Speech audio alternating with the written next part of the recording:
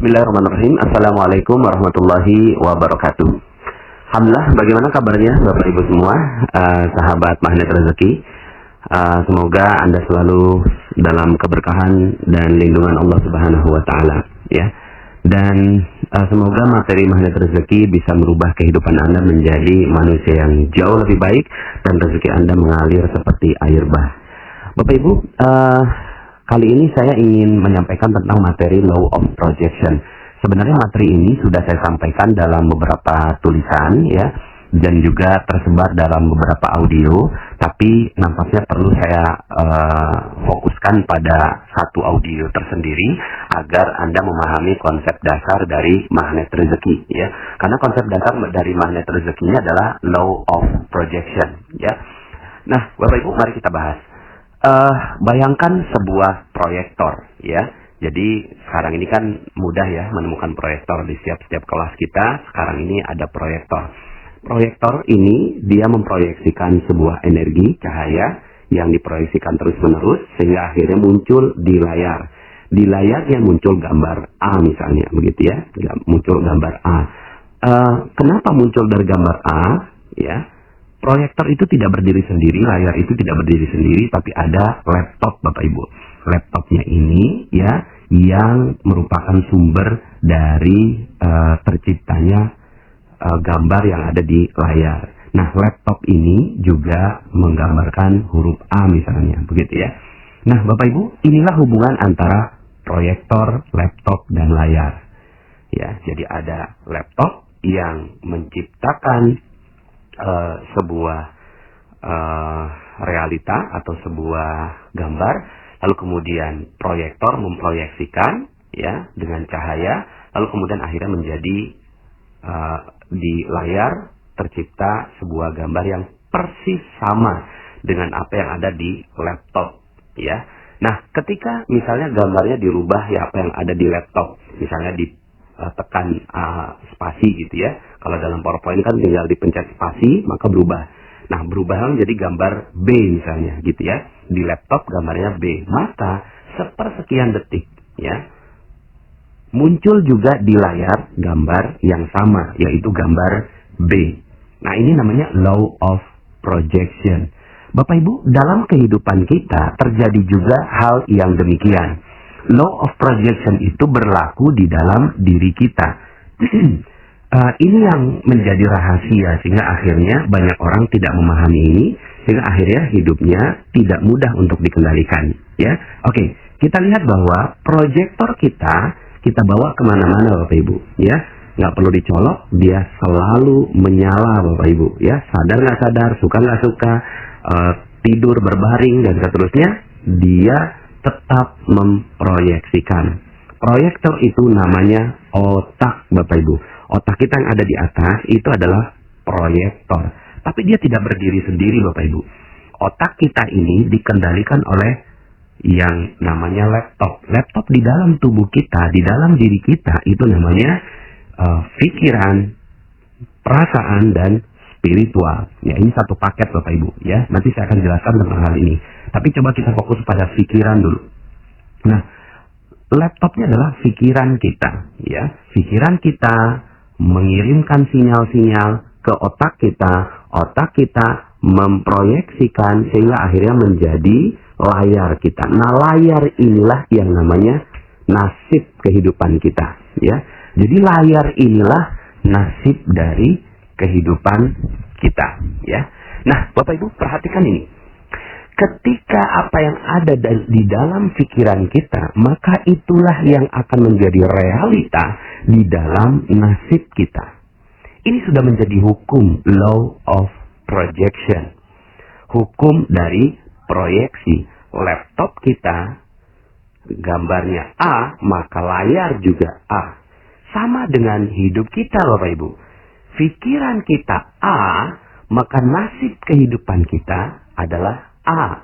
Pikiran kita B, maka nasib kehidupan kita B. Ya, maka dengan memahami konsep Law of Projection ini, Anda bisa mengendalikan kehidupan Anda, Bapak Ibu. Anda lah yang mengendalikan kehidupan Anda. Andalah yang mengendalikan bagaimana rasa kehidupan Anda. Andalah yang mengendalikan bagaimana nuansa kehidupan Anda. Andalah yang mengendalikan nasib kehidupan Anda. Di dalam Al-Quran, hal ini disebutkan di dalam surat Ar-Ra'd. A'udzubillahi minasyaitonirrajim. Innallaha la yughayyiru ma biqaumin hatta yughayyiru ma bi anfusihim. Sesungguhnya Allah tidak merubah nasib. Nasibnya di sini layar, Bapak Ibu. Sesungguhnya Allah tidak merubah layar nasib satu kaum, ya, atau kehidupan satu kaum, nasib satu kaum, ma biqaumin hatta, sehingga yughayyiru ma bi anfusihim, sehingga dia merubah apa yang ada adalah bi anfusihim, jiwanya. Jiwa ini nggak kelihatan, Bapak Ibu. Nah, jiwa inilah pikiran, perasaan, dan spiritual. Nah, ketika laptopnya berubah, pikirannya berubah, jiwanya berubah, maka nasibnya berubah. Ini sudah menjadi hukum yang Allah tetapkan di dalam Al-Quran, ya. Nanti saya akan jelaskan perbedaan antara nasib dengan takdir, Bapak Ibu, ya. Nah, saya mau bicara tentang nasib dulu. Maka Bapak Ibu, ya, apa yang ada dalam pikiran kita, itulah yang mengendalikan seluruh kehidupan kita. Ya, makanya jangan heran kalau seandainya saya katakan bahwa saya kok berani sekali gitu ya, mengatakan bahwa Anda memahami materi magnet rezeki, maka hutang Anda lunas. Ya, kenapa kok begitu? Ya karena, ya, di dalam pikiran kita utang. Lalu kemudian dia diproyeksikan oleh otak kita, utang, sehingga akhirnya apa yang terjadi? Yang terjadi adalah di dalam nasib kita terus-menerus berhutang. Itu yang terjadi, gitu ya. Itu yang terjadi. Siapa yang menciptakan dan mengkreasikan utang itu? Kita sendiri yang mengkreasikan itu, sehingga akhirnya orang yang terus berpikiran utang seperti ini, yakin Bapak Ibu, hakul yakin, sampai meninggal dunia, dia utangnya nggak akan pernah lunas, Bapak Ibu. Ya, kenapa? Karena diproyeksikan di dalam pikiran kita, diciptakan di dalam pikirannya, lalu diproyeksikan oleh otaknya, sehingga akhirnya menjadi nasibnya. Maka pikiran kita ini nggak bisa dilawan. Yang bisa kita lakukan adalah men-switch atau merubah, ya, merubah dari energi yang tidak positif menjadi energi yang positif, dari energi yang kesannya rendah, ya, menjadi energi yang tinggi, ya. Maka apa padanan kata dari utang?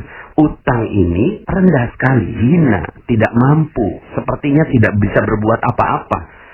Maka switch, Bapak Ibu. Apa yang ada dalam pikiran kita switch menjadi amanah, gitu ya. Anda tolong bisa dengarkan audio saya kembali, lunas hutang seketika, ya. Nah, Bapak Ibu, dengan men-switch ini, maka apa yang ada dalam pikiran Anda yang tadinya utang, Anda tekan spasinya menjadi amanah. Lalu kemudian pikiran Anda, otak Anda memproyeksikan amanah. Maka yang terjadi adalah di dalam layar nasib kita, itu yang terjadi adalah amanah yang bertubi-tubi datang pada diri Anda. Nah, mungkin sekarang ini adalah amanah berupa titipan uang orang 200 juta. Lalu kemudian setelah itu, karena Anda terus memproyeksikan amanah, maka yang datang pada kehidupan Anda adalah amanah berupa karyawan yang jujur, kemudian supplier yang baik hati, konsumen yang setia dan loyal, gitu ya, dan seterusnya. Nah, Bapak Ibu, Anda bisa menjadikan law of projection ini dalam semua lingkup kehidupan Anda. Misalnya bagi Anda yang tinggal di Jakarta misalnya, jalanannya macet gitu ya. Nah, macet itu Bapak Ibu adalah apa yang ada dalam realitas gitu ya. Nah, ini saya jelaskan tentang realitas. Realitas itu ada dua Bapak Ibu. Satu, realitas sekunder, dan yang kedua adalah realitas primer. Realitas sekunder kita adalah apa yang ada dalam, apa yang Anda lihat ketika Anda membuka mata, itulah realitas sekunder. Itulah layarnya Bapak Ibu. Ya, coba sekarang Anda tutup mata, ya, maka Anda fokus dengan yang namanya realitas primer. Realitas primer itu, ya, tidak terpengaruh dengan realitas sekunder. Realitas primernya Anda yang bisa kendalikan. Realitas